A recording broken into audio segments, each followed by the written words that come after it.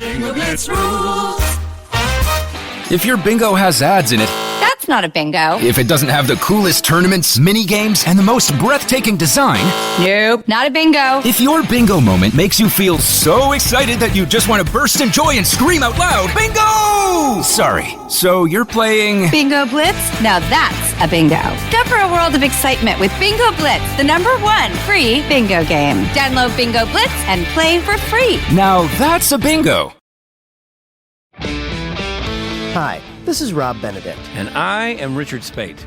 We were both on a little show you might know called Supernatural. It had a pretty good run, 15 seasons, 327 episodes. And though we have seen, of course, every episode many times, we figured, hey, now that we're wrapped, let's watch it all again. And we can't do that alone, so we're inviting the cast and crew that made the show along for the ride.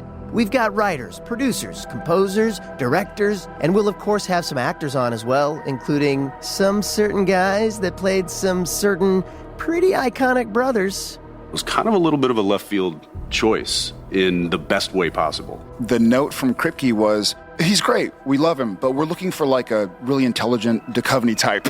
With 15 seasons to explore, it's going to be the road trip of several lifetimes. So please join us and subscribe to Supernatural Then and Now. What's up, everyone? It's Noah Daniels. Hey y'all, I'm JJ. Hey guys, it's Kat. And we're your hosts of the Real Hauntings podcast, where we bring on guests to share their first-hand encounter ghost stories and supernatural experiences. Now on to the trailer. I've been warned to not tell this story, but I think because of the way it ends, it's okay to tell this story, because some people say that with certain entities, to like speak of them or talk about them or in any way like portray them as powerful will attract them to other people. The creepiest thing about it to me is a lot of times it would wait for me to notice it. Like, it would just lay its arm out like this, and then I'd be like, where is it? Where is it? And then I'd see it, and then it would just slither back. For more information on the Real Hauntings, Real Ghost Stories podcast, make sure you check out real.fm to learn more about our podcast and many other amazing podcasts.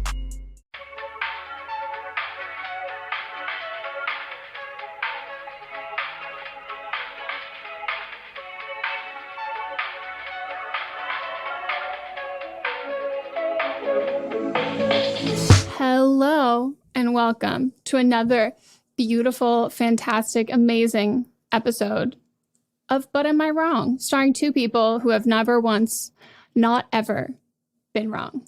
Scientific Hi. fact-ish. Yeah, it is. Everything is factual, related. Mm-hmm. Factually related. Mm-hmm. That's a good way to Factually put adjacent. it. Uh-huh. My name is Meghan. And my name's Melissa. And together we are the two devils on your shoulder.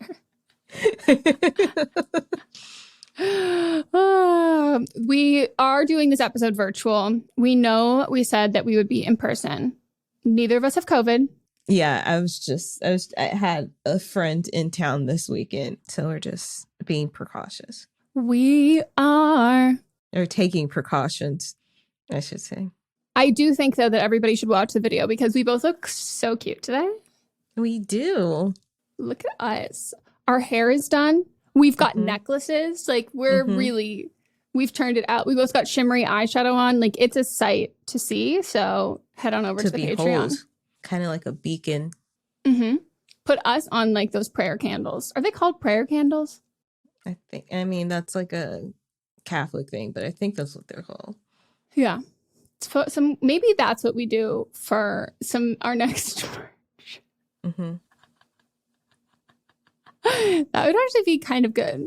I had some Golden Girls ones at one point. Oh, that's fun. Welcome to another episode of But Am I Wrong? Or if you are new here, welcome for the first time. We are so happy to have you. To give you a lowdown on what this show is, it is a show where two people who, like we say at the beginning, have never been wrong, tell you, our listeners, when you've been wrong, when the current events, pop culture, people in the zeitgeist, when they are being wrong. And we also do nominate our own personal lives bringing up things. Have we been wrong in this situation that's happening currently? Or we also will do some hot takes. Past hot takes include the scam of Big Milk, sprinkles, to paper. And I want to say, the person that tagged us in that sprinkles video on TikTok of that girl eating those sprinkles, ban yourself for like a week from voting. I don't have any other way of punishing you, but I missed that one. But you know which one I did see that I think was in the Facebook group that someone tagged me in? It was someone making like rolled ice cream. They were doing that. I saw that. With Pepto Bismol in honor of pink sauce. I was like, this is disgusting. You know I have a queasy stomach. Why would you send it? If you have a queasy stomach, get you some Pepto ice cream. No. I will always and forever take Pepto pills, and I'm still mad that they're not coated. Like, I understand it's because they're fast acting. That's why we do the powdery ones. But I don't like it. I do not like it. Are you able to eat Pepto? Because I know some people that have like reactions to pineapple can't do Pepto. Hold up. I like rarely ever do Pepto because Pepto is for people who like once in a while have an upset tummy. It's like not for people with like chronic stomach problems, but it like never really like works that well. And usually when things don't work well, it's because they have an ingredient that like I don't do well with. But I wonder, I can't even swallow the liquid one. So I wonder if the powder is still like that, but maybe. I don't. This is an opposite. I don't know if there's anything medically behind it, but I know 3 people in my personal lives that can't do pineapple, and they also cannot do Pepto. And one of them found out because they ate a pineapple and then they took Pepto, and their whole tongue turned black. Shut the fuck up. Yeah. Pineapple Pepto Bismol. Oh my God, there is an inner. Oh my God, this is really medically written. But there is a link. Yeah, I guess. Ew, someone made Pepto-Bismol popsicles, or are they just describing it as like the look? Because that's not what I want in general. Okay, whoa, this is a scientific journal. I cannot read that. Huh. I mean, I've never found that it really like works for me, but I can't do any, like I can swallow, give me a fucking horse pill. I will swallow that shit. You tell me to take a sip of Pepto-Bismol or NyQuil, cannot. Pepto already starts dissolving. As soon as it hits your tongue, it starts dissolving, which understandable why, but like same with Imodium. Theirs does the same thing. I really should have pretended like I didn't know that so quickly. I knew that you would know it. Imodium works a lot better than Pepto from Diarrhea Girly. I just can't. It's not even like the taste for me. It's like the viscous. It's the consistency, the liquid. Like I don't even like oil-based like salad dressings. Like I don't love when it's like, I don't like that feeling in my mouth. I don't like that coating on my tongue. I don't like how thick it is when people were doing oil pulling for their teeth. That's like actually my worst nightmare.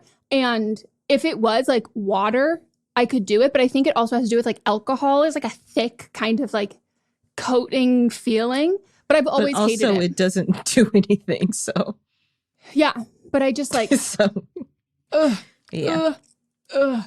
disgusting. Absolutely disgusting. Well, I'm glad we had that all of the way. Let us know in the comments on our last Instagram post. Are you a Pepto or are you an Imodium? Let us know. And if you have like a different one, something that's like even better, well, I would love to hear it. But they're also different medicines. Like, Imodium, like more so just like tightens things up, and Pepto cools your stomach. But does it? I'm just saying they're different medicines. That's what it's supposed to do. Like it's supposed to just make your stomach feel better. And then Imodium is supposed to just tighten the shit up, literally. I want to know if anyone takes Pepto and is like, I'm not queasy anymore. Because like that just is not. Maybe it just your brain's tricked into like, I'm not queasy from that one thing, but now this medicine is in me. Because I'm like, I feel like it's so counterproductive. Maybe you're right. We're just like transferring the responsibility onto a different agent. So it's like, it worked. Because pain medicine doesn't stop, like Tylenol doesn't stop the pain. It just blocks the receptors from receiving the signals for pain. Yeah. And then anti-inflammatory ones, though, they stop the inflammation, which then stops the pain. Yeah, that is true.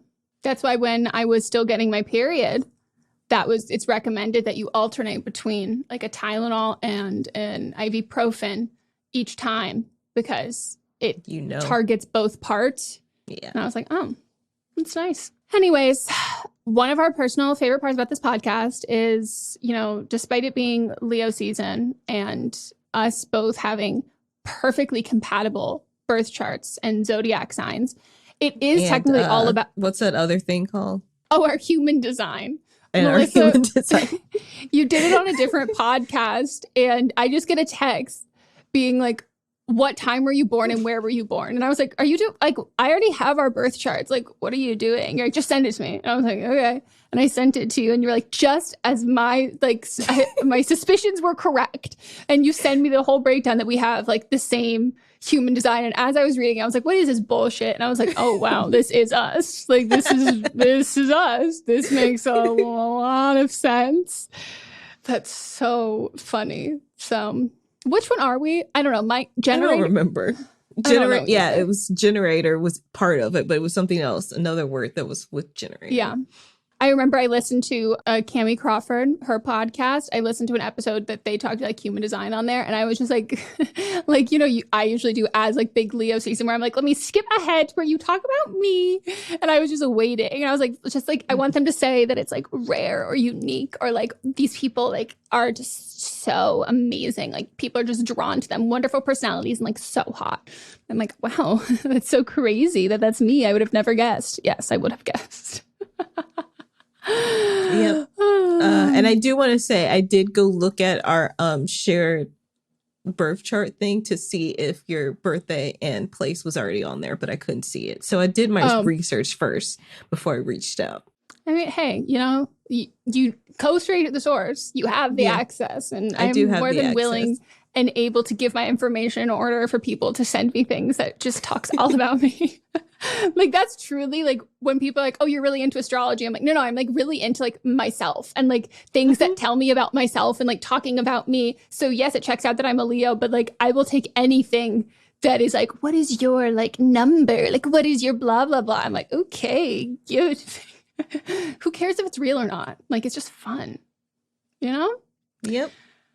Anyways, all of that was my lead up to saying, as it's not technically all about us, we do share the wealth because we have all of you, our listeners, vote on each episode who you thought was wrong on each episode. So that's on our Instagram. These episodes go up on Thursday and the votes go up before Monday, usually Friday, unless I'm at a wedding or unless we have a large spectrum outage that lasted 29 hours. That happened to you? Uh-huh. What day? Friday? Friday through almost 48 hours. Like, it was like, I think started Friday morning and then Sunday it came back for a little bit and then it was gone again. And then ours was just off. So I had to reset our modem and our router. And I think I did that on Sunday. I wonder if mine went out when I wasn't at home because all my Alexas weren't working, but it had to be brief because it was working before I left and then after. But then when I came home, none of my Alexas were working. I had to reset them. Well, it would make sense. I'm pretty sure it was a decently large outage. So anyways, it is up. You only have 24 hours to vote. So we also ask that if you vote wrong, well, we do ask that you read them all first before you actually start tip-a-tapping with those thumbs or whatever finger you're using before you vote. Ew. Or if you vote with if you vote with the minority opinion, we like to know so we can like read those things out loud because sometimes people have different insights or thought process than us. Shall we kick it off? We shall. And we kick it off with this one, me, Melisa. Teachers having to make wish lists. Who is wrong? 1% said I was wrong. 99% said I was not wrong. We had a lot of teachers that wrote in expressing their gratitude, but also like, thank y'all for doing what you do. And I'm, again, apologize on behalf of the government who does not adequately put our money to where it needs to go. Because the government doesn't pay for anything. We do as a society because it's all tax money. So sorry, it doesn't get allocated to you. Someone made a great point. I think it was either in the Facebook group or in a message that they aren't a teacher, but they grew up with a parent who is a teacher. And so that's also affected that, like, when they need new office supplies, they just buy them themselves. And like their coworkers are like, you know, that work will pay for this. And they had no idea.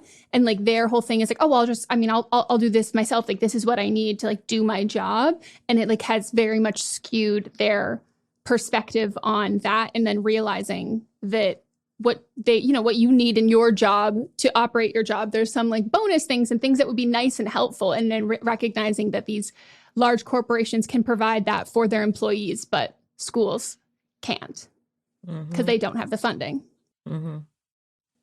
Okay, then we have me, and my hot take was there's Leah Michelle in every group. 7% said I was wrong. All 7 of those votes are from Leah Michelle.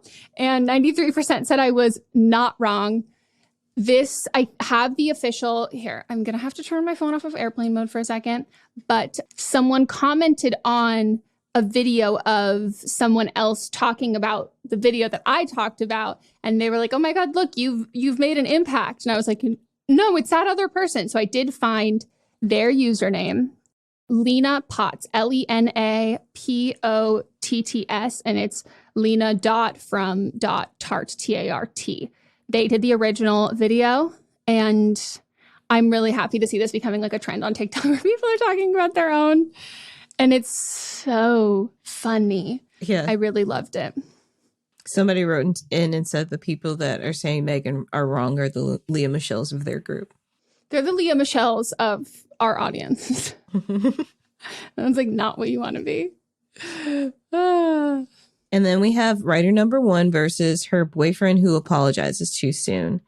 9% said the writer is wrong, and 91% said the boyfriend's wrong. Agree. Solidly agree. Yeah. Then we have writer number 2 versus the friend who may not have invited the writer's boyfriend to their wedding. 67% said writer is wrong. 33% said friend is wrong. And they responded. So this is me. I have a few answers to your questions. The invite didn't come in an envelope, and then there were no names on all of the invites. Just as a sidebar, that is a horrific wedding etiquette. Like, that's so bad. Like, if I was a guest, like, that's actually like not it. Like, that's so bad. Don't do that to people. There was no RSVP numbers. I just had to email to RSVP. There was no indication of who the invite was to. My entire family, mom, dad, brother, were invited. So she just dropped it to our house by hand. I wasn't home when she did this. There was nothing. My mom didn't even feel the need to say it says mom. So please use the correct dialect. My mom didn't even need to RSVP, as it was just expected we would all be there no matter what. They also sent invites to my auntie, uncle, and grandparents as they see my family as their family too. They can't come, unfortunately, due to living overseas, but just, quote unquote, as a courtesy, sent them an invite. With the table seating that Melissa mentioned, as I said before, my entire family was invited too. I think I forgot to mention this in my submission. You guys definitely changed my perspective on this, though, and I appreciate your kind words and positivity. I didn't consider the awkwardness, and it was definitely selfish of me only to consider the benefits to me. That is such a weird invite. Like, you have to be specific, because that's just so many people. Like, what if does your brother have someone that they were going to bring? Like, you know? Yeah, it seems like it's a family friend one. It's just like a friend. Like, yeah. I mean, I know that the writer themselves is a close friend, but it's also in addition to family friend. They have a tighter budget, which it seems, but they still should have addressed who was invited to the wedding. Yeah, it does make me think, though, that was like a family invite and not a family plus a partner, like plus a couple kind of thing. I will say we also got a lot of messages from people who were like, I've been the plus one at a wedding where my partner was in the wedding party, and like it's the least amount of fun ever. Like, it's just so awkward and like stressful, and they feel a responsibility to try and hang out with me. And so then they're ditching the bridal party, and then I feel uncomfortable. And then there's times when they're not doing that, and then I'm alone, and I don't even want them to ditch because it makes it even more awkward, but there's just kind of no winning. And in thinking about your own comfort and fun makes total sense, but in the large scheme on the day, it'll also just kind of be a headache. Yeah. So then we've got wrong of the week, and mine was people that constantly take private jets short distances. Who was wrong? 99% said private jetters are wrong, and 1% said private jetters are not wrong. Also, there are no exceptions to this. Okay. Like, that's like people have been messaging with like Taylor Swift, with like anyone. I thought that was not an unpopular thought process to be like, I don't make exceptions for these things that I don't like for specific people. Like we talked about on the episode that it's like when it comes to touring, I don't put the onus on artists for that. I put the onus on these touring companies who do this because they're trying to make as much money as humanly possible. And they're completely just running artists dry in like the fact we're going to make you do this so then you can sleep. Like the amount of times that I've had work stuff, but the only reason that they send me to a work thing that I have to travel for first class is because it's a lie flat bed and they expect me to sleep for the entire duration of the flight. And then I'm up, I land at 7 a.m. and I'm driving straight to hair and makeup.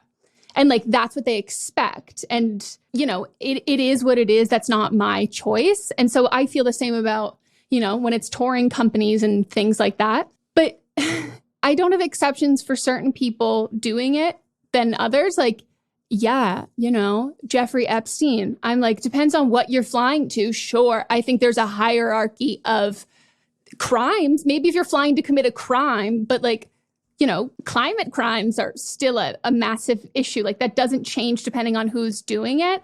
And nor does it depend on, you know, if it's an individual versus an individual loaning out their plane. Like there's just too many. And like, this is just, it's an unnecessary thing, especially when you use it as a means of travel the same way that people do cars. It's not an exception. It's not an emergency. It's not there's a medical emergency. You need to get somewhere really quickly. It's not once in a blue moon. It is a regular and viable and your primary source of travel. That's a huge issue. Mm-hmm.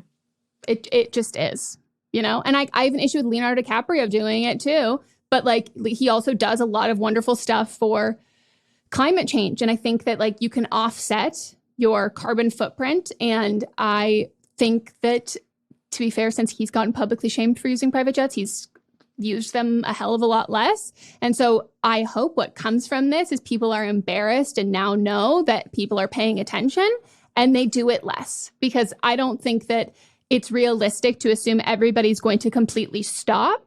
But I think if we defend and justify why people use them regularly, then they have no incentive to decrease their carbon footprint. And that's what they need to do.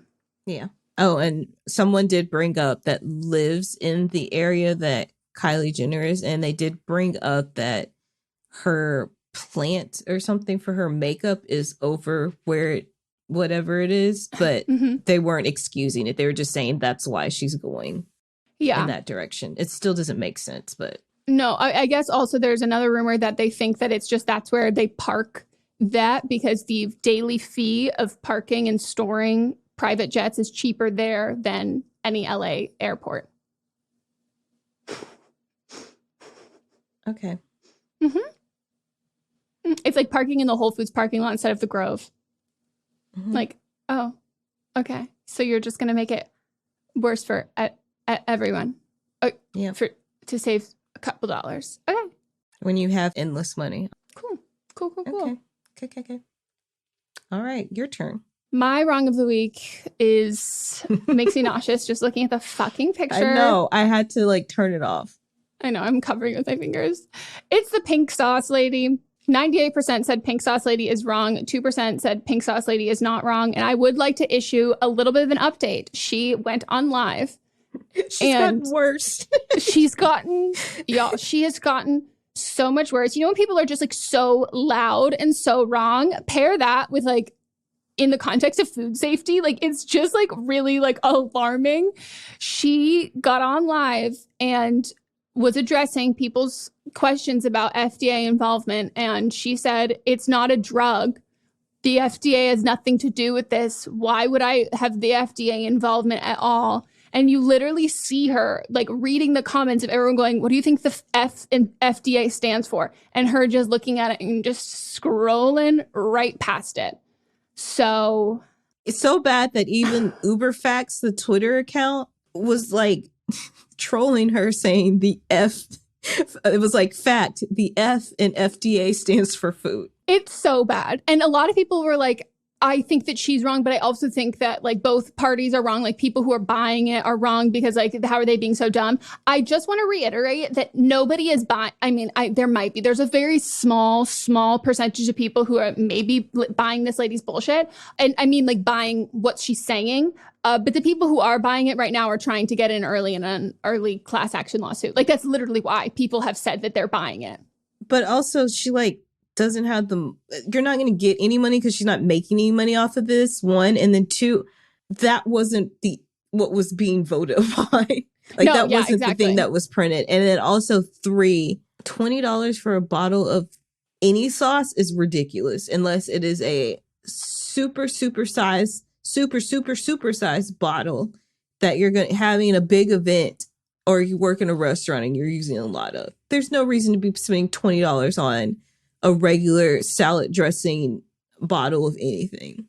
I don't even want to spend $20 on like avocado oil. Like I'm like, no, let's get that cheap shit. Like you see that $40 bottle of like olive oil at the store. I'm not buying that. No. Like I'm going to go to the Embarcadero in San Francisco for the free samples. And I'm just going to go. I mean, to be fair, I actually really hate the taste of olive oil. But like if I'm going to get expensive olive oil, I'm just going to like Costco sample that shit. Like what? She's so loud and so wrong. And it's like actually like so embarrassing. Yep. It's just so bad. So bad. You know what I really want to know? This is disgusting.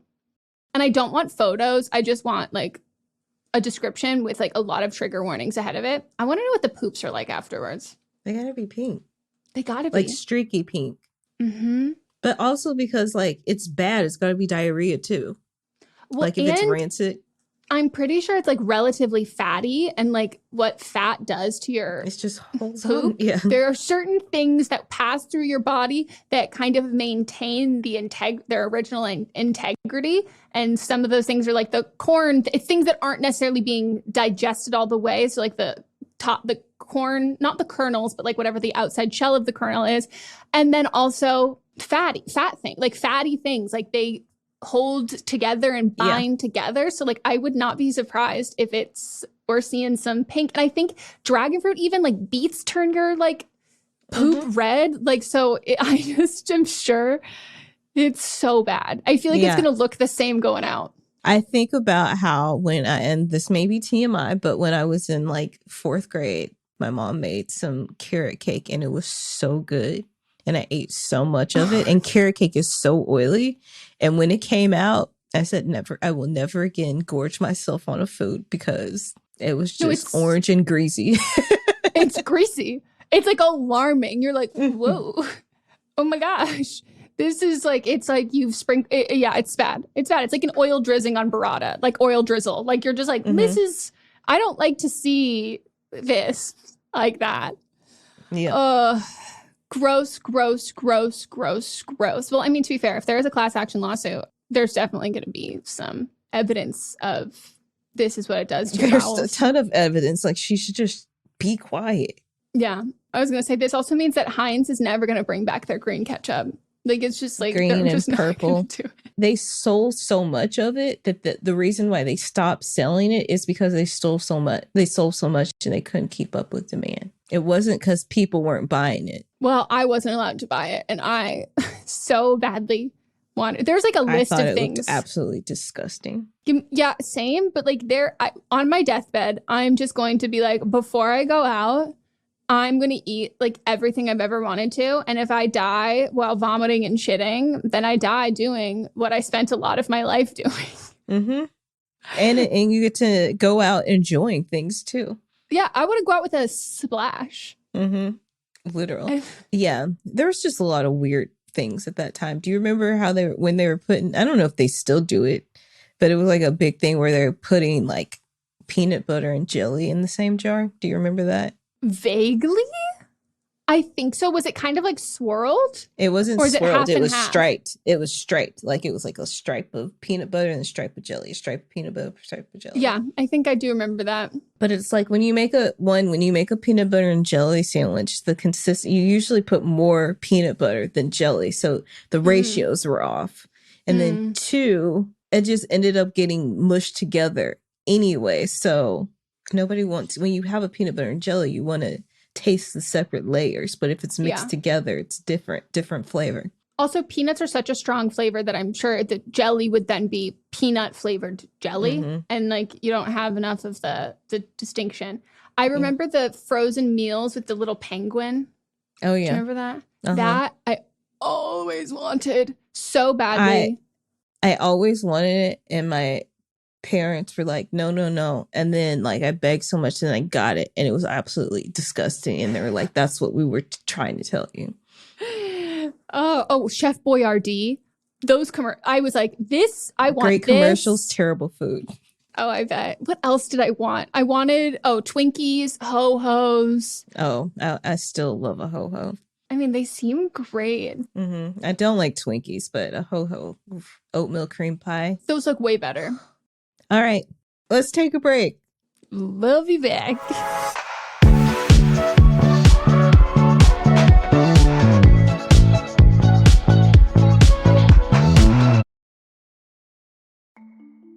As a podcast network, our first priority has always been audio and the stories we're able to share with you. But at Realm, we also sell some pretty cool merch, and organizing that was made both possible and easy with Shopify.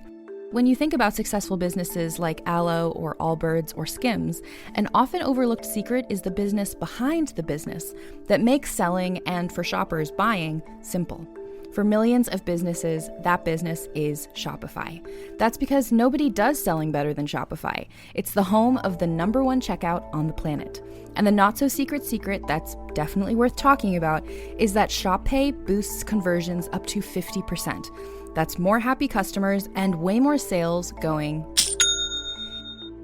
If you're hoping to grow your business, your commerce platform better be ready to sell wherever your customers are scrolling or strolling, on the web, in your store, in their feed, and everywhere in between. Businesses that sell more, sell on Shopify.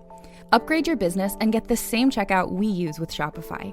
Sign up for your $1 per month trial period at shopify.com/realm, all lowercase. Go to shopify.com/realm to upgrade your selling today. Shopify.com/realm.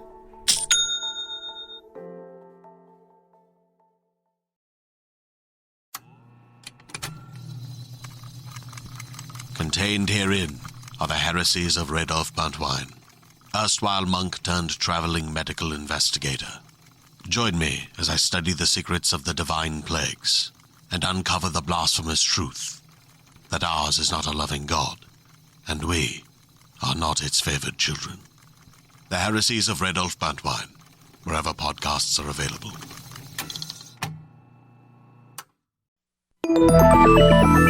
With something like 5 million podcasts, finding a really good one can take a ton of time. So let me recommend one. It's called Something You Should Know. I'm the host, Mike Carruthers, and in each episode, we discuss topics that can be really helpful, like how to read people better, the psychology of crowds, or fun things like the story of Legos, or why you probably wouldn't be here if it weren't for horses. Something You Should Know is the name of it, wherever you get your podcasts.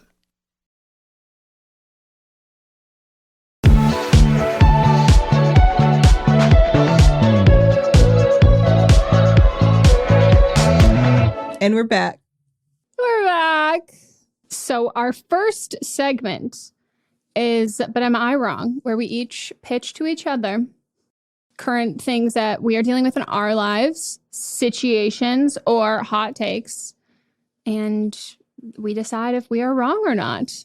All right. So my first thing, it's not like something specifically from my life. It might be a hot take to some. I think for the majority of our listeners, probably not. And mine is that Plantations should only serve as a historical landmark and monument for the past, or a museum, and nothing else. There shouldn't be weddings there. There shouldn't be parties there. And most certainly former slave quarters should not be considered a luxury vacation rental. So first I want to start with like the word plantation itself. I feel like people like from things like Gone with the Wind, they think of like the antebellum time and romanticize the word plantation. And there's like this connotation of this like rich, luxe, beautiful, like sprawling mansion, and don't think of like how this was a place where murder happened, where rape happened, where forced labor happened, where people were kidnapped from their homelands and brought here, or where like families were torn apart. Plantations are just like former forced labor camps where people were brutalized, and Black people specifically were brutalized and murdered in the millions. And there's actually no like record of how many people actually died. And they're not a place for parties. And so some quote unquote wedding venues have started to rethink this and their participation in weddings and holding weddings on plantations. But like, it's still happening. I mean, one of our favorite celebrities, Ryan Reynolds, had his wedding there a while ago, him and Blake Lively. But since then, he says that it's something we'll always deeply regret and we are unreservedly sorry for. And he explained that he is learning and continuing to learn from his mistake, donated $200,000 to the NAACP, and vowed to raise their children to be anti-racist and critical thinkers and apologize. But this is still happening. And then this week it was brought to the attention from a guy on TikTok named Winton Yates that said that he and his family like were researching places to stay in Mississippi on Airbnb and came across this listing at the Panther Burn Cottage that boasted a suite with exquisite antique furnishing, soft linens, and a brand new bathroom and access to Netflix on the smart TV. This property was a 1830s slave cabin that housed enslaved people at a plantation in Greensville, Mississippi. And what this does is that it downplays this disgusting part of U.S. history that still has a large impact on us today. I mean, I think like people don't even realize how far slavery in this country even goes back. Like on the Mayflower, there were even 20 enslaved Africans that were brought over by the British colonies against their will. And so the Airbnb has since come out and said that properties that formerly housed the enslaved have no place on Airbnb, and apologize for any trauma or grief created by the presence of this listing and others like it. And we did not act sooner and they also apologize for not acting sooner to address the issue. And then the person that owns the property said that they took over ownership of the property last month and said in a statement to the Washington Post that even though the building had been a doctor's office and not a quarters for enslaved people, which still, like I said, plantations shouldn't be a place where people are using it as a vacation destination. The previous owner's decision to market the building as the place where the slaves once slept, which is even more disgusting. The new owner said that he strongly opposed the previous owner's decisions and vowed to provide guests with a historically accurate portrayal of the life at the Belmont plantation. Once again, why are people staying here? And he also said, I am not interested in making money off slavery. Yes, you are, or else it wouldn't be put on Airbnb. And he said that and he apologized for insulting African Americans whose ancestors were slaves. Absolutely disgusting. And so this is kind of like a lighter note, kind of funny, but also not. And this happened in 2015. This Black man he had a company retreat, like the company he worked for had a retreat at a plantation. And so they were, on the last day, were having a banquet, a costume ball at the plantation, and said to dress up in costumes that were of the period of the time. And he also was the only Black person that worked at this company. And so he showed up because he knew that they weren't thinking about this. So he showed up dressed as an enslaved person, and everyone just like gasped and were offended. And then the party was immediately canceled. And so he was at first like reprimanded for it, saying that like, why didn't he bring this up to the company sooner? And I'll read a direct, because he posted this on Twitter and posted like picture proof of what happened. And he said, currently on, not Twitter, on Reddit, he said, currently on the phone with boss and HR, was wondering why the call wasn't with the boss and HR chick I deal with all the time. I now know why I am dealing with the head of HR and not the usual chick. LOL, normal HR chick is the person I expected to hear from. Wasn't her because the damn party was her dumbass idea. She has been canned. I have been promoted with a disproportionate raise and better bennies. But I have been assured that this has nothing to do with anything that happened on the retreat and just happens to coincide with HR Assistant Director Canning. So remember, kids, correlation does not directly equal causation. Wow. Yeah. I mean, I even think about it like in the sense of the words that we use, that like plantation like sounds like flowery. So does antebellum. Like I didn't even know what antebellum meant until I don't know, when was Matt's no, not even then. Like I thought it was like a made up word.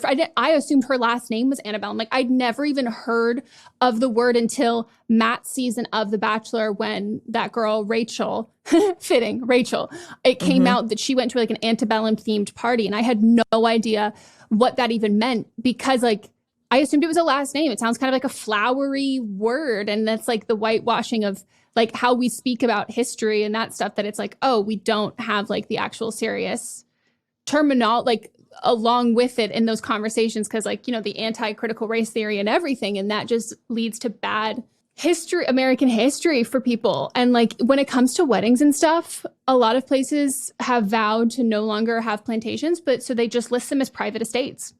Yeah. And it's like still the same thing. And like the aspects of people thinking that, oh, well, maybe there are bad things that happened in certain parts of this place, but not in all of them, as if like the trauma is not surrounding like the entire industry of whatever. We were like, no, it was just like, it was a rice farm. It was just like, they were just doing this. I'm like, what do you mean? Like that you think that like against directly, their will? Yeah, like that's no. And like it's the easiest fucking first step of reparations as like white people in America is we should not be able to white people privately own plantations. Those should just default go to the descendants. And then whatever the fuck you want to do with them, you shouldn't have any moral or like legal obligation to have it be like a museum or anything that involves like carrying the burden of educating people. And like you should be able to like sell it if you want to, tear it down, like do whatever the fuck you want to do with it. But the fact that like we're always going to have this issue if we are allowed to own that, that's like, and we view it so differently than we do international like genocides. And we would be appalled if like there were private citizens owning other places of genocide and abuse. And like you think about how we talk about Epstein's Island and that shit, but like when it happens here, it cannot be that bad. I'm going to try and pull up this Reddit post that I saw that I thought you were going to mention, but it was basically a post. It was like a screenshot of someone who had left a review on a tour. I saved it on Twitter actually. Oh, maybe is that where I saw it? But it was basically like this woman and her husband who went to like a historical tour of a plantation, like a museum and all of that. And she was really upset because it was I don't even remember the exact terminology that she used, but it was like it was just to make white people feel bad. And they were like, it was just so negative. And there was like, they weren't talking about any of the positive stuff. And then people were commenting being like, I led a tour at a place like this. And the number one question I would get was, can we talk about the good slave owners? Like Thomas Jefferson, like he was a good slave owner. And he was like, there are no good slave owners. Like the owning slaves is inherently bad and it's always bad. And he's like, that was like the number one thing that people would bring up.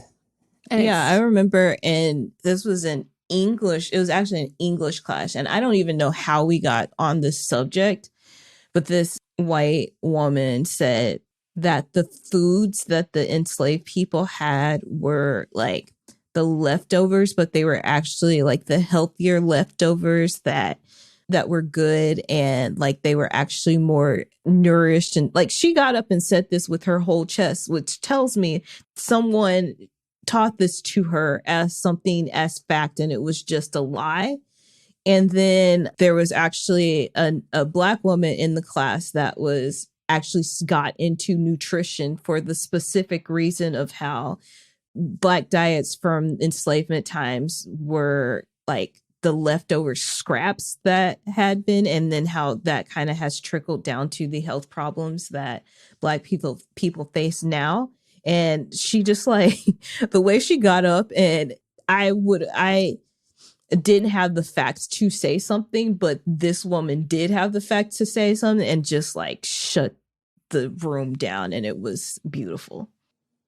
Wow. Yeah. That, I mean, you're so not wrong at all. And this is something that for a lot of people might feel like not attached to their life whatsoever.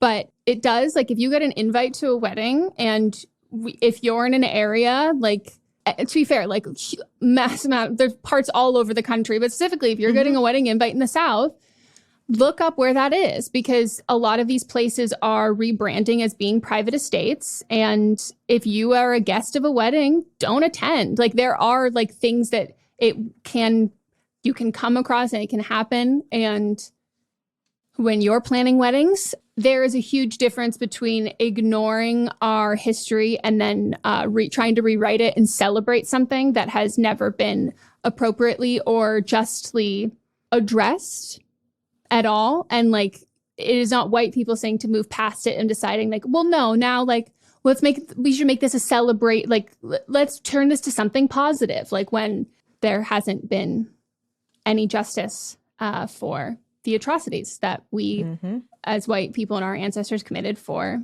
years and years and years and years. And it still affects today. So you are not wrong. It does lead in to it leads into but am I wrong?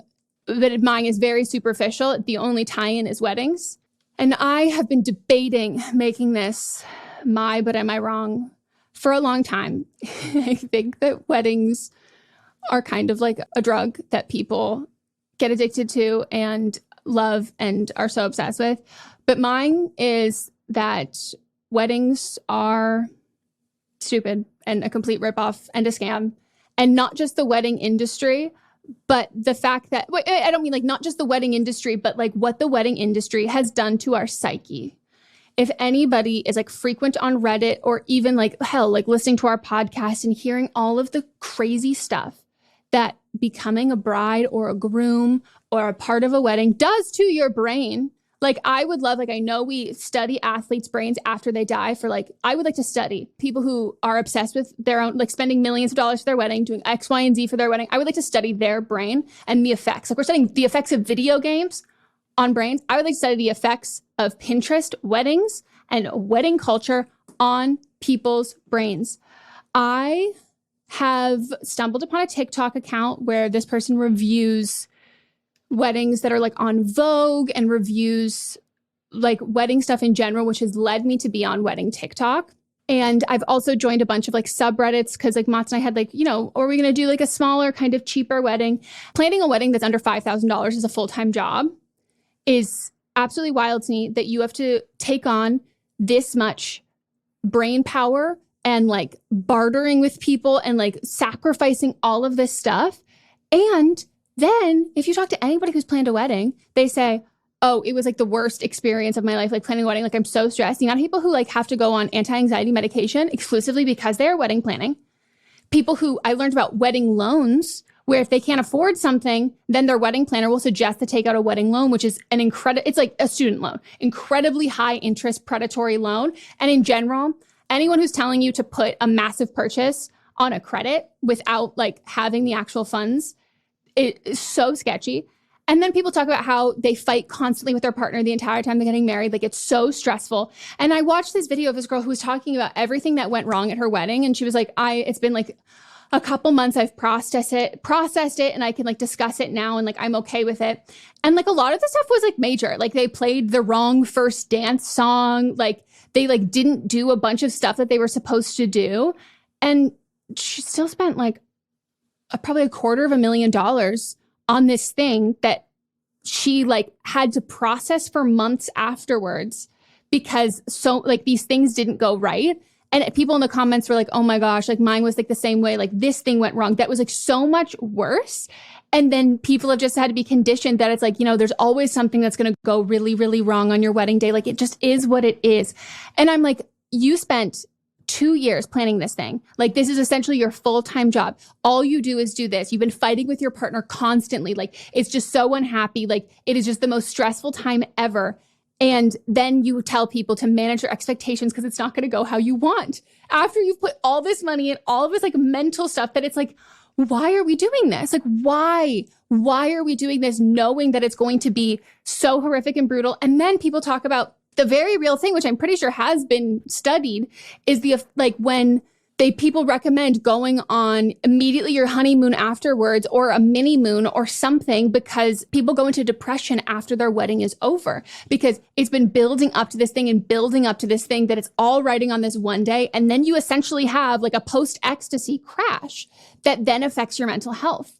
And people like do these videos talking about like what to expect, like the reality of wedding planning. And I'm hearing people talk about this and instead of being like something needs to change, it's how do we adjust for this? And now we are like knowingly and willingly going into psychological and financial trauma for this. And it blows my fucking mind. I would love to like find a documentary that talks about like the history of like how this happened and how this came up, because in other cultures, that is like a tip, like so not what I'm talking about. Like when there's like very like sacred religious ceremonies or like really large like cultural things. I'm specifically talking about like the kind of like movieification, like the commodification. Is that like the commodification of like wedding culture as like not as like a ceremony, but as like an aesthetic, like as an event, as like a party, as a life event that is about like centerpieces. And it's about that stuff. Like it's not about like the tradition and religious aspects of it. It's about the fact that there are now wedding trends where people are making videos being like wedding trends that will be dead in 2 years. And it's like the trend cycle is now applied to a ceremony in which it's like you're with who you're going to end up with. And it's this like romantic thing that we now equate that with a wedding with marriage. And I just feel like, not to sound like I'm not like other girls, but like I just feel like I'm in a glass box screaming and I'm like, how are we all not seeing this? And like, how are we all accepting this? And like just seeing these people talk about the effects on their mental health that this has had. And they're like, well, I really thought I like prepared for this because I knew, but like I really like I couldn't prepare for how hard it was going to be. And it just like makes me so sad that it's like societally we've made this be just like a fact that we just kind of have to deal with because it's what you do.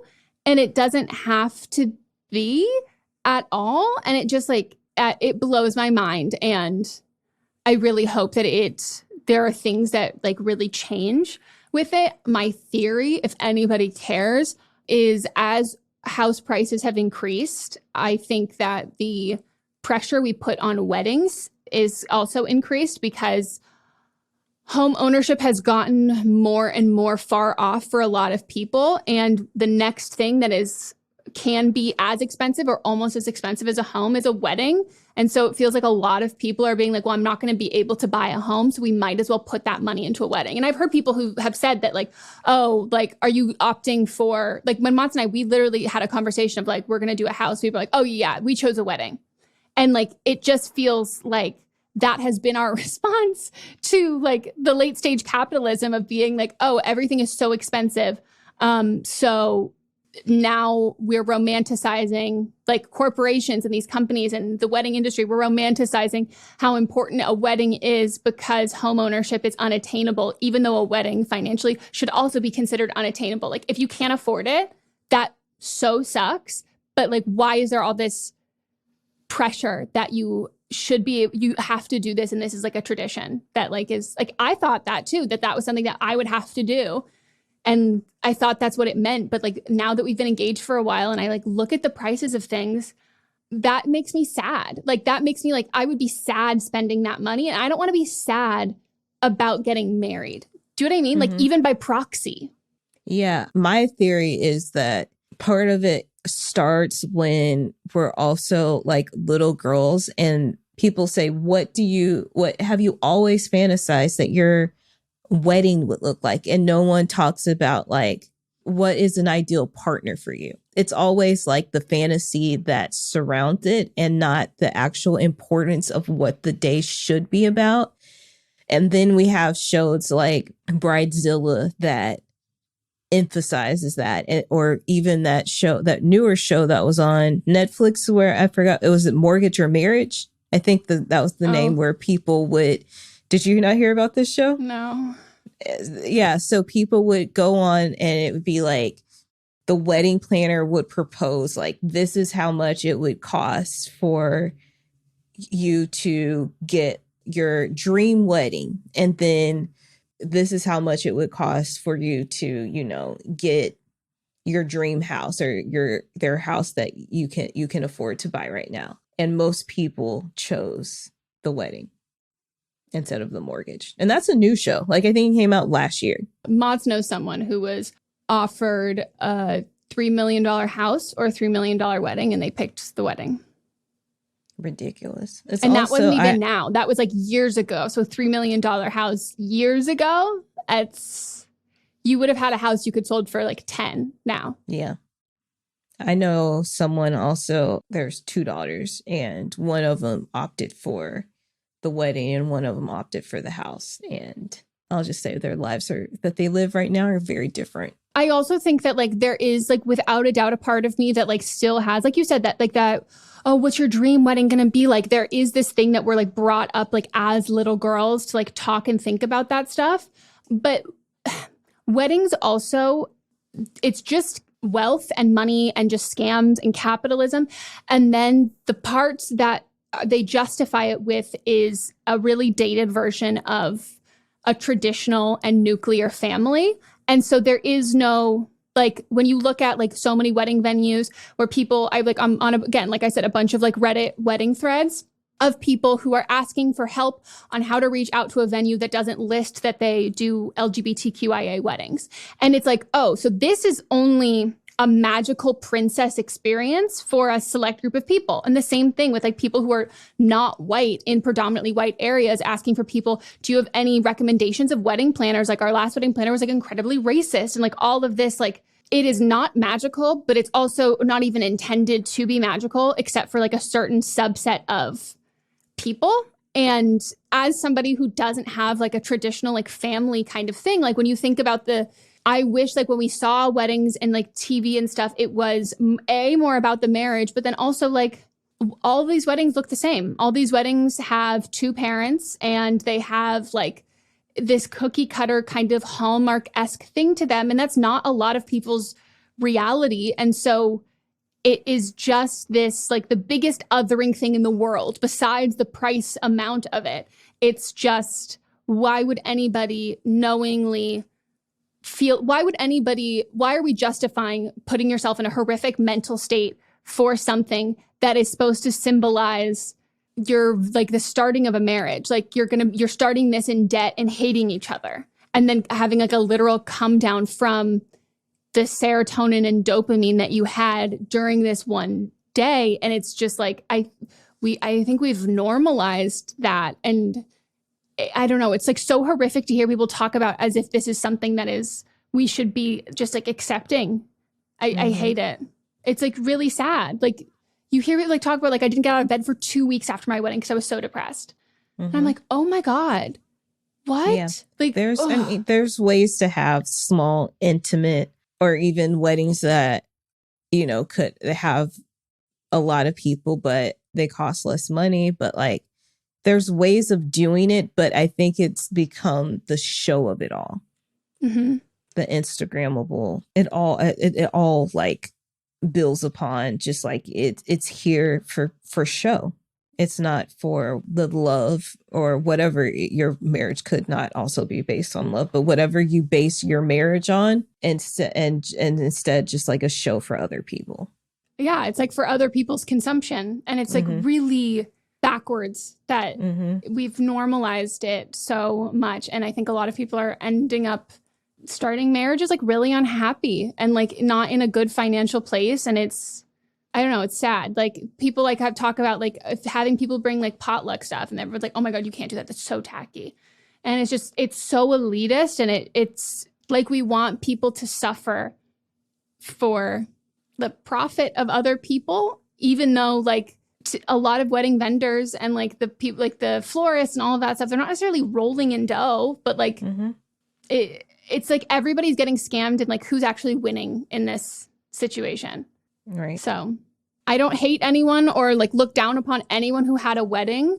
And like Melissa said, there's like ways to do any version of a wedding that you like want to do. But I really hope that there is some like change in how it's kind of treated, because I think a lot of people go along with it and sacrifice their own well-being because it's what it's expected. And I don't know. I don't like that. The same way I don't like how we've just accepted that student loan debt, that people should take on immense amounts of student loan debt as opposed to, because we're so elitist that we think people should do that as opposed to going to like a trade school or like going into the workforce and doing that. Like it just, yeah, it's like very much like, oh, this is the bad place. Yep. So. Yep, you're not wrong. Time for a break.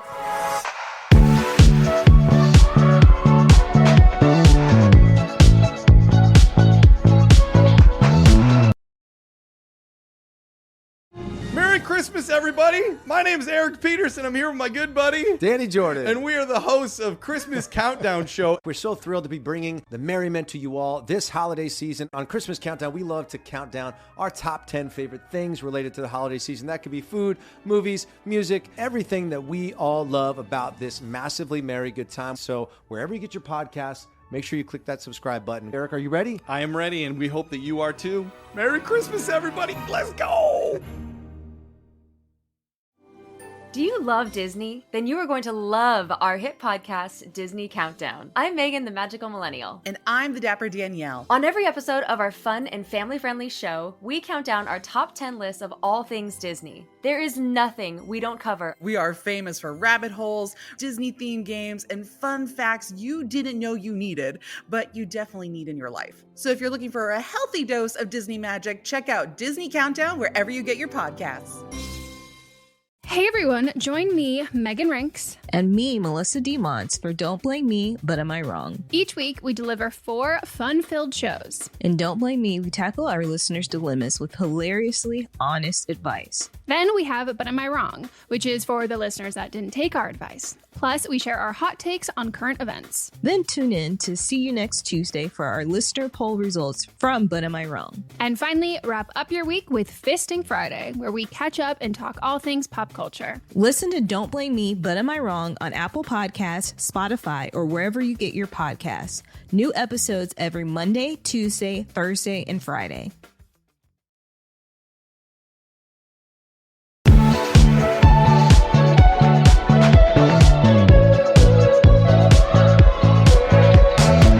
We're back. Woo! Now we're getting into, but are you wrong? And that's when you, our listeners, write in with the situation that's happening in your life. Then we share if you're wrong in the situation, as well as our other listeners vote upon it. And so please, when you write into butamiwrongpod@gmail.com and keep it to 300 words or less. If it is more than 300 words, you will get an email back that says, please trim this down. We don't joke about this. So please do it. And now the first one. Hi, Meghan and Melissa. My boyfriend, 23, he, him, and I, 23, she, her, have been dating for 9 months, and we were at my friend's house with 3 of my other friends and their boyfriends for the long weekend. We had planned to go to the beach, go out to dinner, drinks on the patio, hang out, and play games. The first night we went to dinner, my boyfriend found out his mom was camping nearby and she invited us for dinner. He texted her that he was busy and was drinking, so we couldn't drive. Later at dinner, he asked if I would be fine if he left for an hour by Uber to visit his mom. He doesn't live with her. I said I'd rather he didn't because he went all out at dinner and had planned to do stuff with us, with the 8 of us, but I also didn't want to tell him what to do. I kind of shut down at that point because I was overwhelmed and anxious at the thought of him leaving me or leaving my friends because it wasn't something I had known about until a few hours ago. He then said that family is very important to him and he wouldn't want to pass up an opportunity to see them since they were so close by. But I said that we already had plans as a group and I wish I had known about it earlier. I was kind of sad and didn't want to talk about anything and felt weird tension for the rest of the evening. Am I wrong for being upset that he wanted to leave while we were out at dinner? So one thing that I want to make clear for everyone that writes in, you're never wrong for feeling what you feel. And now for this, I want to know, which you didn't put in here, how often does he see his family? Like, when was the last time that he saw them? Because I think that does play a role in this. If y'all live close enough where he sees them like every, couple weeks, then I would be mad about this. But if it was like he hasn't seen them in like 6 months or a year, then I wouldn't be mad. And I think that's the difference. But then I'm also like, if family is important to him, how long... And y'all have only been dating for 9 months. If family's important to him, how often does he talk to his family? Because I know for me, like I talk to my parents like multiple times a week. But then I take that again, like my mom goes on a lot of work trips and she's like, hey, I just landed in Atlanta. And I'm like, I didn't know you were going to Atlanta. So I take that back. So yeah, I think the most important thing to me is like, when was the last time he saw his family? And also, have you met them before? I'm guessing if you've only been dating for 9 months, probably not, because I think that the way that this could have made you feel less weird is if he had invited you to go with him. Like if it was like a quick thing, they're close by, we're going to be gone for a couple hours and then we'll rejoin the group. So these are my thoughts. I don't think that you're wrong for feeling the way that you feel, but I also need more information to better understand the situation. Yeah, I agree with you because like I will never understand when like I'm in New York and a friend of mine who's also in LA is in New York. I'm like, oh my God, we're in New York. Let's get dinner. And I'm like, no, like we can get dinner in LA. Yeah, like I hate and that happens all the fucking time. And so that's like kind of where I'm like, oh, well, yeah, that I wouldn't do that. But I also think that like, I don't know. I think if you just find out that like you said, like a parent or a family member, even like a friend who you didn't know was nearby, and presumably you're with people who you're spending a long weekend with, an hour away out of that, even if you're like out of town seeing friends who also live out of town, and then there's a friend who happens to be in that town who's also an out of town friend to you, I don't think that like, if you have time, I don't think like dividing up an hour to like make the effort with a different relationship is bad at all. And like, I don't think it needs like ample like warning, especially if you don't have the warning for it. I think that when you're gone for a weekend, you do kind of just go, you're on a time crunch. And so I don't think that that's bad at all. And I think it'd be way, way, way ruder if someone was like, oh, I'm sorry, I'm like here with friends for a long weekend.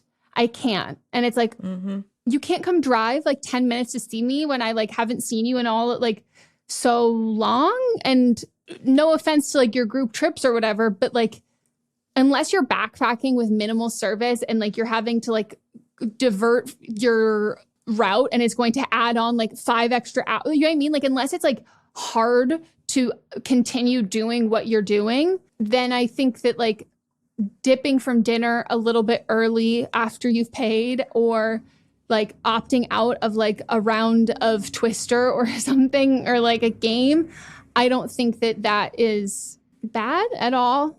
And so I'm like Melissa, like I don't ever want to say anyone's like feelings are wrong, but you're like, am I wrong for being upset that he wanted to leave while we were at dinner? I don't think he was wrong from the information we have. I don't think he was wrong for wanting to leave dinner to go see his mom.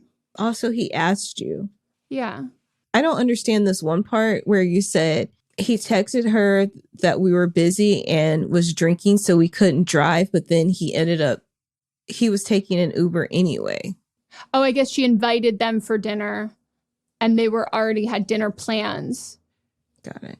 So to me, it does seem like he is being considerate of like the group mentality of like, oh, we have dinner plans, we're busy. And then it's like, oh, I'm going to solo dip out after dinner.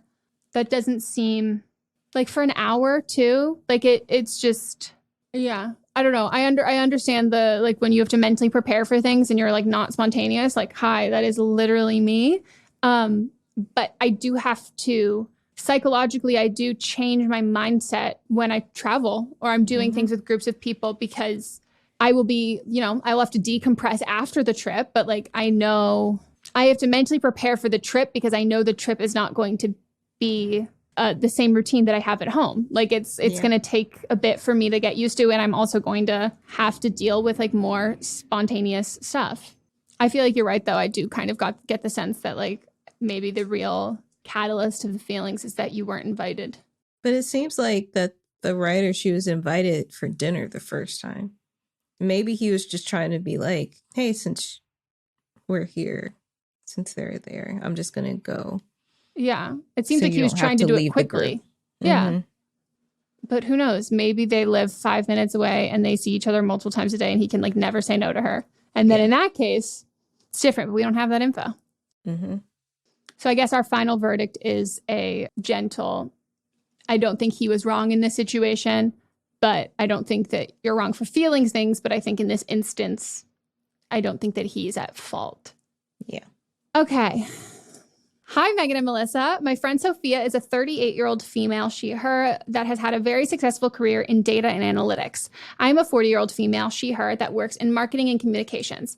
We've known each other since high school and lived in the same state until 2 years ago when I moved 16 hours away so my husband and I could start a new chapter in our personal and professional lives. Since then, Sophia and I usually chat every few months to catch up. Here's the thing. She always brings up how much money she makes.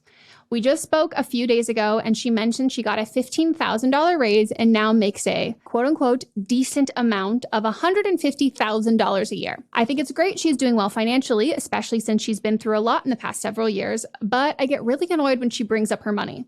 Her salary is more than decent. Most of us don't even make that much money independently or in a combined household. I know I sure don't. When she said that in the conversation, I responded, I would say that $150,000 is more than decent. Most people don't make that in a year, so I would say you're doing better than decent. I don't think she brings up her money to brag about it, but I'm tired of hearing it in every conversation. Am I wrong for feeling this way? Here's the thing. We're not going to tell you that you're feeling wrong, but we will tell you when you're not feeling wrong. And no, this is obnoxious as fuck to me. I am all for paid transparency. I think that we should be more open and honest with how much we're getting paid so we can then better advocate for raises within our workplace. And I don't think money is a taboo subject to talk about, if at all. I think we should normalize conversations around money.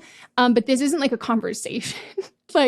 This is just, I'm telling you how much money I'm making. And I think that there's a way to like share exciting things in your life of being like, yeah, I'm really excited, like just got a raise and this is great. And I think if you want to talk about your success with money specifically, I don't know, part of me kind of goes to if you need external validation for your income, there's something else there that should be an excitement and great thing, because the only lives it really changes are yours. And like, that is not necessarily something that you need other people's praise on to know that like it's a good thing. And like, that's great. That is like a part of that for me. And then the other part is just like, know your audience. Like if that's something that you want to talk about with someone, like you should probably do your due diligence and look up the average annual salary of the friend that you're talking to, because those are two very different fields with very different starting and average pay. And it is just weird that the most interesting thing about you that you're going to constantly bring up is how much money you make. Like, to me, that just sounds like you're insecure, and like in the sense of like that maybe this is the thing that like you have dedicated all of like your time and like for me, a large portion of my young adult life, like I did not really pursue any new friendships. I didn't date. I didn't do anything except for work. And so like my only accomplishment was my financial accomplishments. And like, I don't know if I ever like did this to people. I can't imagine that I did. I've always felt very uncomfortable talking about, I am not good at math and I don't like talking about money, but like I definitely attributed my value and worth to my finances when that was the only thing I was seeing my worth towards. But like now I can distribute that amongst a couple things, and this might just be where her entire focus has been. And I think it's a natural result that if you put all of your time and energy into your work, that you don't have enough time to like literally do anything else. That is where the only place in your life that not the only place, but it's really easy to then have that be the sole thing that you pertain to your value as a person, you know? Yeah.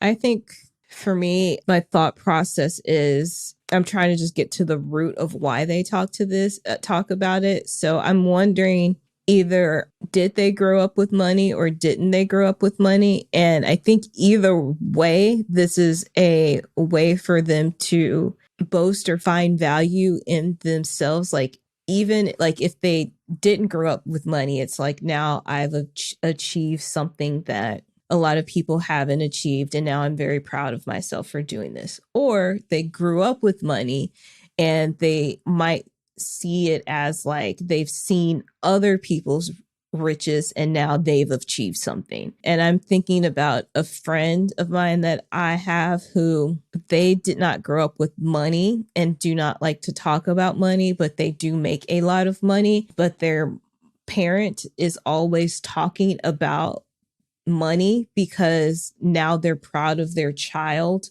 for making this amount of money, and they see it like as a badge of honor for them. And then every conversation they have, the parent is always bringing up money. And so I think maybe like if you can ask to just kind of like help with your friendship, if you maybe know why they're always talking about it, this might be just like something that helps you further understand them, and you might not get as annoyed with them if you understand the why. Yeah, because I'm with you. Like, I think it's highly unlikely that the origin of this is malice, and like you don't even think it is. And it's really hard, especially with things like money, to look at someone who has a lot of money, and when a lot of when money could exponentially change the majority of the problems in your life, it can feel really insensitive for someone to just like passively talk about their money in a way that comes across as like boastful when that would change your life. That a lot of the time people who are doing that because you have something in your life that no promotion, no amount of overtime and hours they will ever be able to obtain. And so that's what they put that stock in, to the thing that they can kind of control. And everyone's life would be a lot.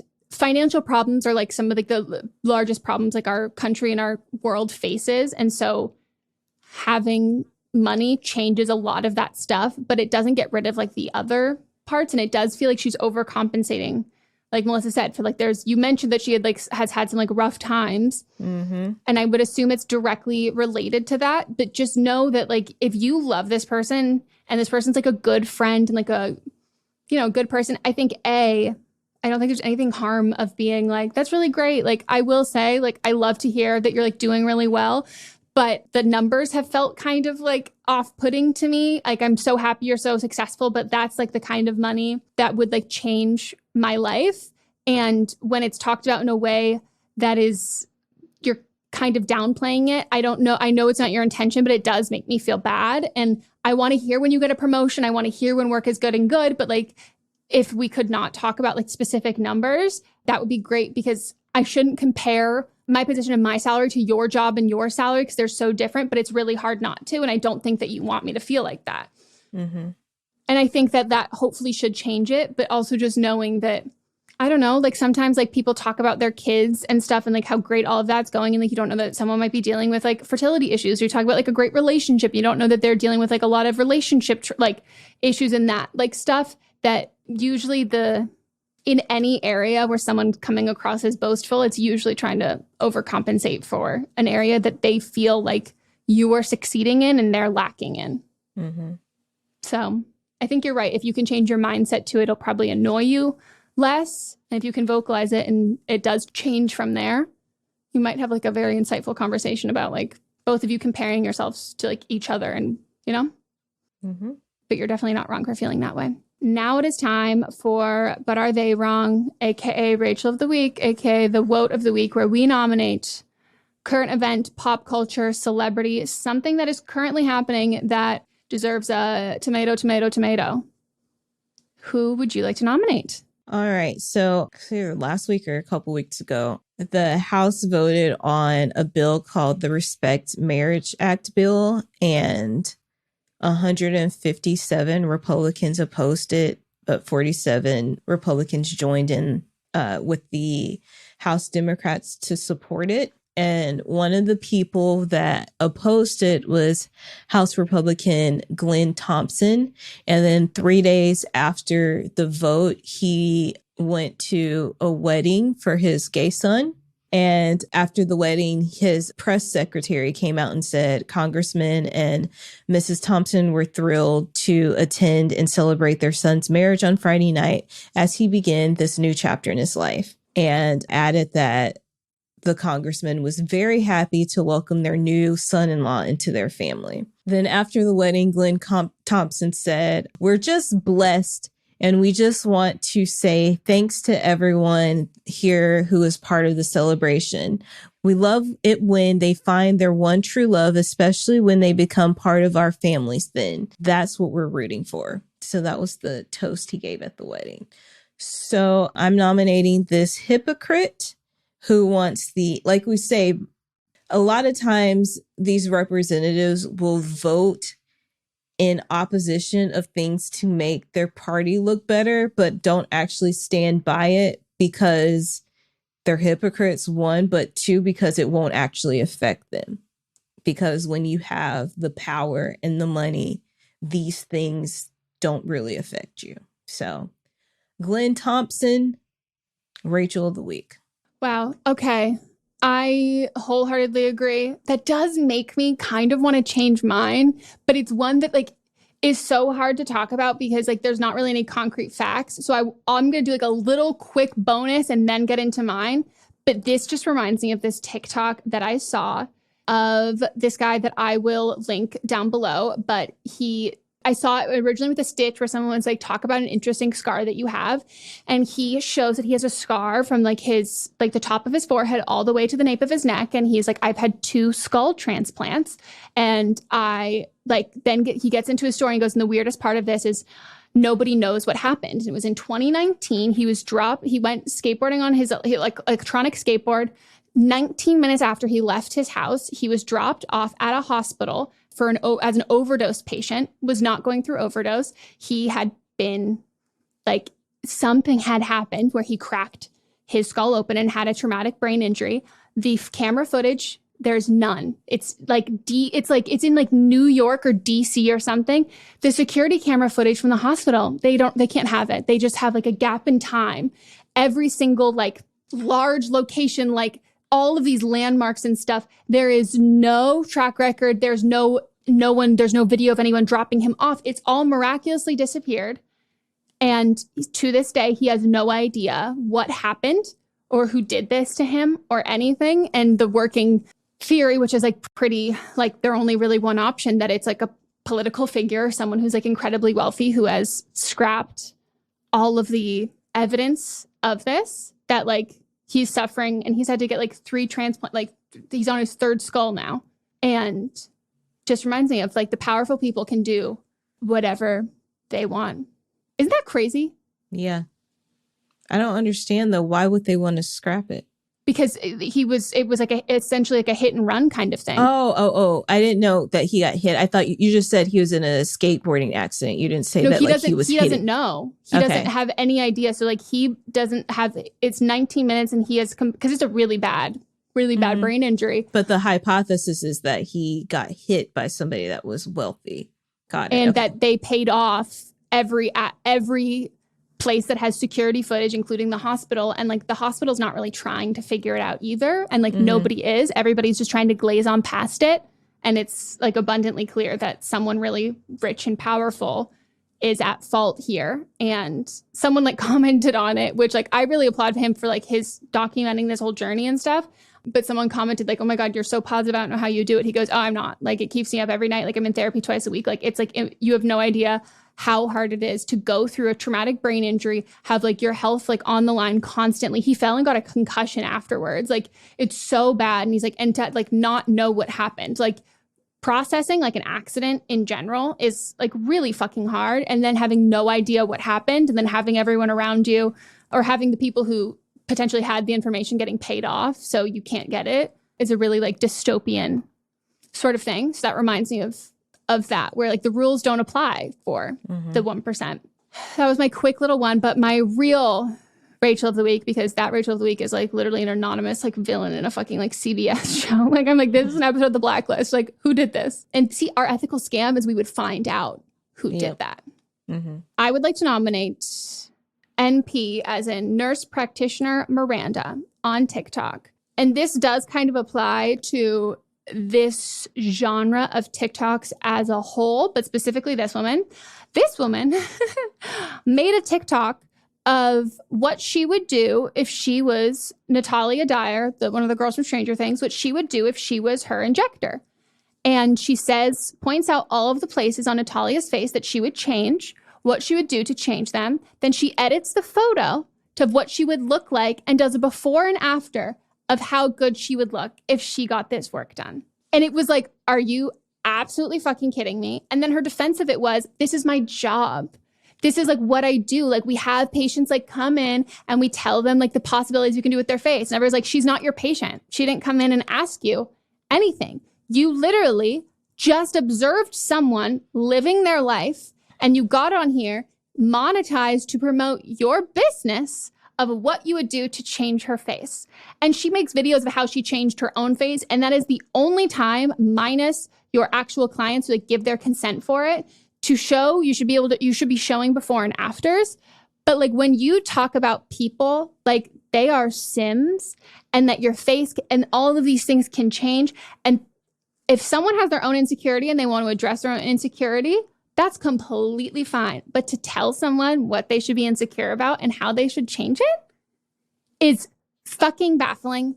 Fucking baffling. And I hate this genre of TikTok in general. Plastic surgeons. I think we've talked about this offline, but like I'm obsessed with the veneer check, the woman who talks about celebrities who have veneers. I think it's important for people when people are not transparent about the work they've done. I have no issue with professionals in their field being like, this is not realistic. This is not something you can get. I feel the same way with hairstylists who will go in and be like, these photos have filters on them. Stop bringing these photos to your hairstylists. These aren't real images. Like this is an edited image. I have no issue with that.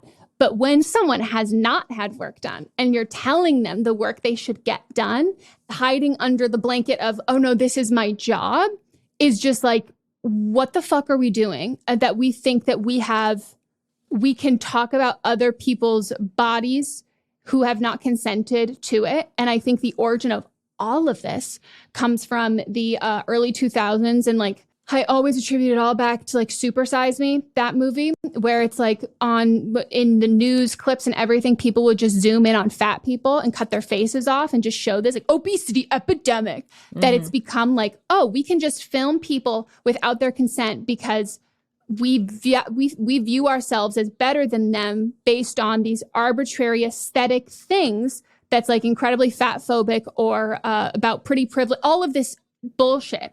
And then we also see this transfer into a couple of like dermatologists or a couple of like people on TikTok have also started filming strangers in public who they think might have monkeypox.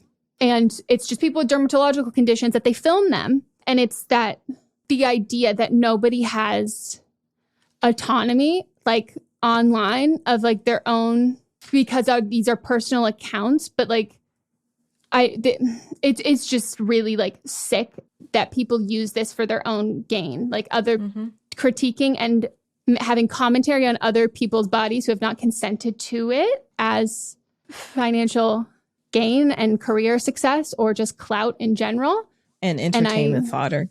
Yeah, and like we as a consumer, like that is an issue that we should not be consuming this content at all. And I do have to fucking wonder when something's going to happen, because like if I do a brand deal and it's like something that's shot in public, like you have to get release forms of everybody whose face is shown because of these brands, or you have to like blur them out or cut them out. But if it's any identifying features, you still can't use that stuff. But we don't have that yet in like the digital space, especially because anybody can now like monetize their social channels. Like it's not just something like exclusive for commercials or like things that is a career. It can just be, I don't know. But I hate this and this injector, and it just like makes me like upset. And that is like the definition of not an injector you should be going to. And as somebody who gets Botox, someone who got their nose done, I've said this 1,000 times and I'll say it again. Go to a plastic surgeon to get any sort of injectables in your face. And actually, in any injectables in your body anywhere, do it. I don't care if you are an injector at a med spa and you're offended by this. You didn't go to medical school for that. Like you don't have as much of a knowledge of you cannot be an expert in this, because in order to be an expert in injecting things, you have to literally be a medical expert, because so many things can go wrong. I have a friend of a friend who went to a med spa to get injected in her armpits for Botox. And she did it without her partner knowing. They didn't want her to get it. And the last thing that she said to her injector was, "My husband's going to kill me when he finds out." And the injector injected it wrong and she died. Like, it's just, and then they get on fucking TikTok and they talk mad shit about people. And I'm like, no legitimate doctor should be doing content like this at all. It's really disgusting. Like, because people have their own insecurities about their bodies as it is. Either like the insecurities, or you love yourself, like body parts so much, and then see somebody that you don't even know take a photo of you and then critique it and then tell you that you should change this part of your body because they think it would make you look better when they have no idea how you feel about yourself. It's just disgusting and offensive. And me, if I was someone that was looking to have something done cosmetically and I saw a professional or someone claiming to professional do this, I would personally think it's unprofessional. And I also think that the medical review, or who was this person, an actual doctor or nurse practitioner? Okay. So I think that the nursing board should investigate this. I believe that she should be reported because of this, because this is unprofessional. Yeah, she got rid of all of her distinct features. Like, she has a strong jaw and like a prominent chin, and she got rid of all of it. And just like straight up, universally, she looked way worse in the after photo. Like, she looked so much better in the before. Like, she literally took every distinct feature that like made her who she is. Yeah, and you like look at her and you're like, wow, that is something that is like you, that is like so you. And she made her look like every other bitch. Like she just made her look just not good. And it makes me irate. And famous people and notable people, I mean, I think I'm biased in it, but I do not think that anyone's job elicits or justifies the treatment of objectifying someone's like looks or their body or critiquing it as public consumption. And I think that anyone who does feel like that is allowed because of that, I would encourage you to change your mind, because how social media is going and how TikTok is going, it is no longer now just reserved for famous people. Like it's happening to anyone, and it will affect you. And actors are grown-up theater kids. Like they're insecure. They are not the most confident person in the room. Like they are told all the time that they're not good enough because they look a certain way. Like you have to have really thick skin about your talent, your performance, but also your looks. And that is not because you're so supremely confident. Like you do that in spite of that. And to then target that is just disgusting. Anyways, what a wonderful episode. What a terrific episode.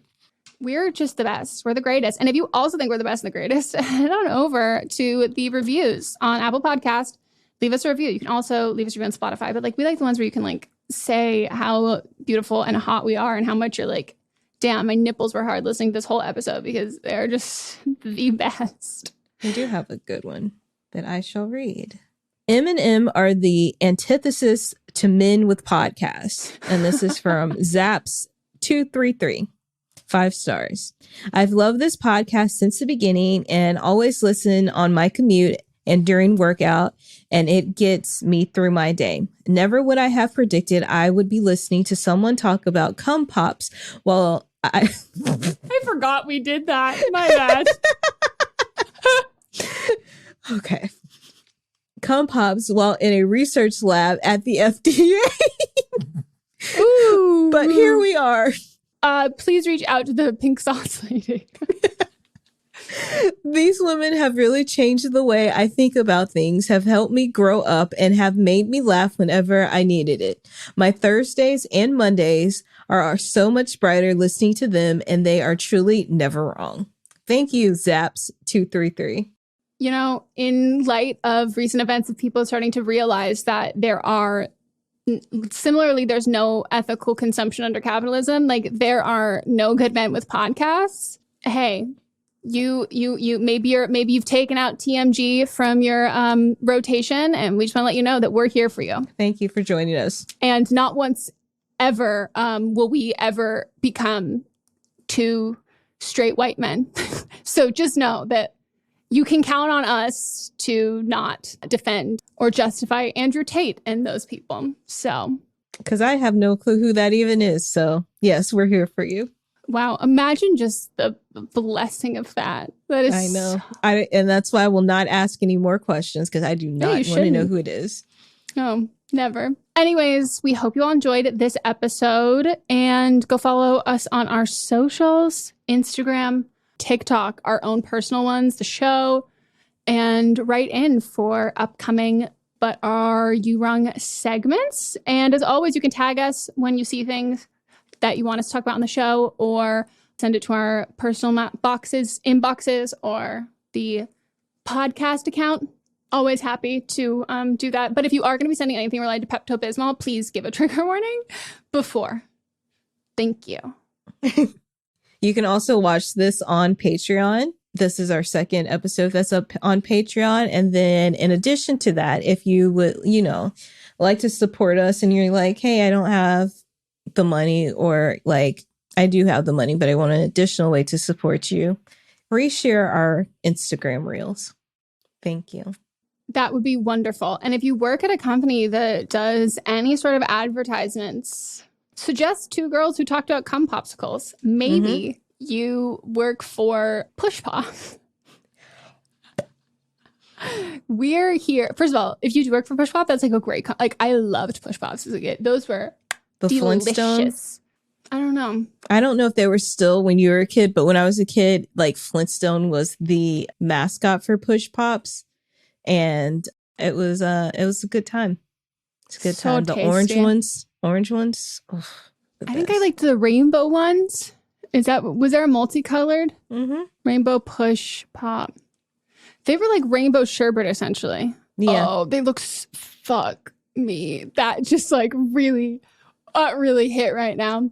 So yeah, support the show so we can keep doing the show, because right now we're paying to do the show, and there's nothing at this point more embarrassing than paying for your own podcast. Like that's most people do it the first year, but I guess we're still in our we've only been doing this for 8 months now, I think. Okay. We started in December. You're right. Yeah. But we would so appreciate it, and we will circle back next week. Thank you. But Am I Wrong is a production by me, Megan Rinks. And me, Melissa DeMonts, plus Diamond Imprint Productions. Post-production by Coco Lorenz. And production assistance by Melanie D. Watson. Welcome to the small town of Chinook, where faith runs deep and secrets run deeper. In this new thriller, religion and crime collide when a gruesome murder rocks the isolated Montana community. Everyone is quick to point their fingers at a drug-addicted teenager, but local deputy Ruth Vogel isn't convinced. She suspects connections to a powerful religious group. Enter federal agent V.B. Lauro, who has been investigating a local church for possible criminal activity. The pair form an unlikely partnership to catch the killer, unearthing secrets that leave Ruth torn between her duty to the law, her religious convictions, and her very own family. But something more sinister than murder is afoot, and someone is watching Ruth. Chinook, starring Kelly Marie Tran and Sanaa Lathan. Listen to Chinook wherever you get your podcasts. Hi, I'm Jennifer, a co-founder of the Go Kid Go network. At Go Kid Go, putting kids first is at the heart of every show that we produce. That's why we're so excited to introduce a brand new show to our network called The Search for the Silver Lining, a fantasy adventure series about a spirited young girl named Isla who time travels to the mythical land of Camelot. During her journey, Isla meets new friends, including King Arthur and his Knights of the Round Table, and learns valuable life lessons with every quest, sword fight, and dragon ride.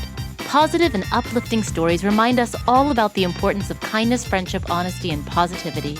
Join me and an all-star cast of actors including Liam Neeson, Emily Blunt, Kristen Bell, Chris Hemsworth, among many others, in welcoming the Search for the Silver Lining podcast to the Go Kid Go network by listening today.